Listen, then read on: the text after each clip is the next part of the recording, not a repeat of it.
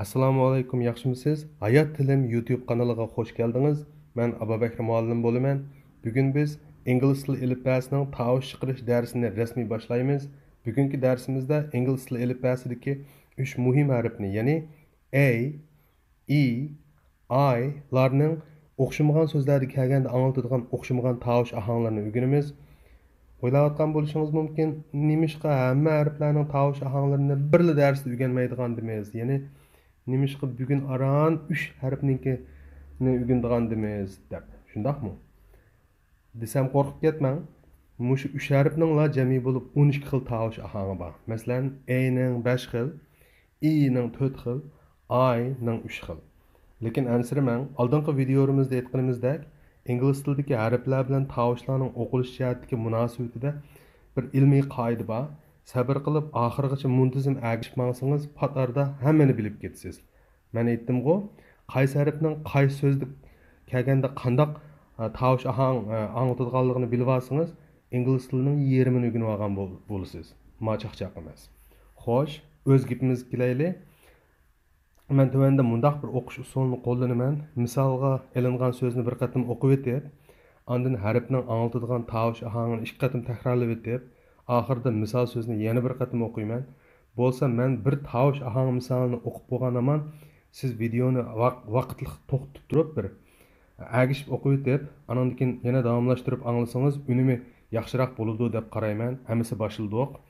A harfi. A harfining jami 5 xil tovush ohangi bor bo'lib, ularning birinchisi a. Masalan, about, about. Ago, ago. Among, among. A harfining ikkinchi tovush ohangi a. Masalan, apple, apple. Arrow, arrow. Atmosphere, atmosphere. A harfining uchinchi xil tovush ohangi a. Masalan, April, April. Age, age. Acre, acre. A harfining to'rtinchi xil tovush ohangi o. Masalan, all, all. Awesome, awesome. Already, already.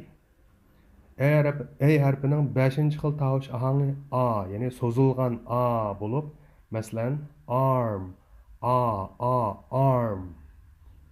Argue, argue.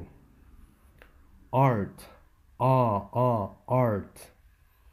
Xo'sh, ikkinchi harfimiz E harfi.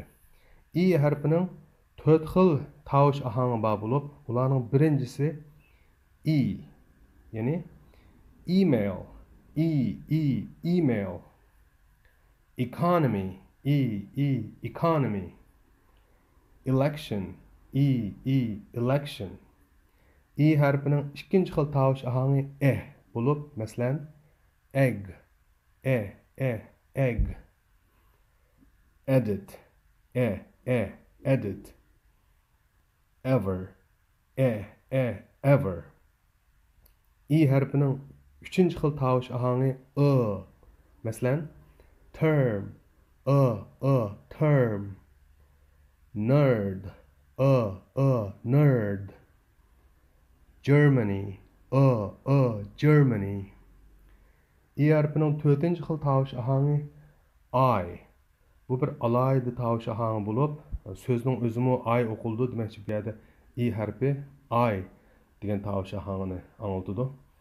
Abay qoidamizga solsak, o'qish qoidamizga. I.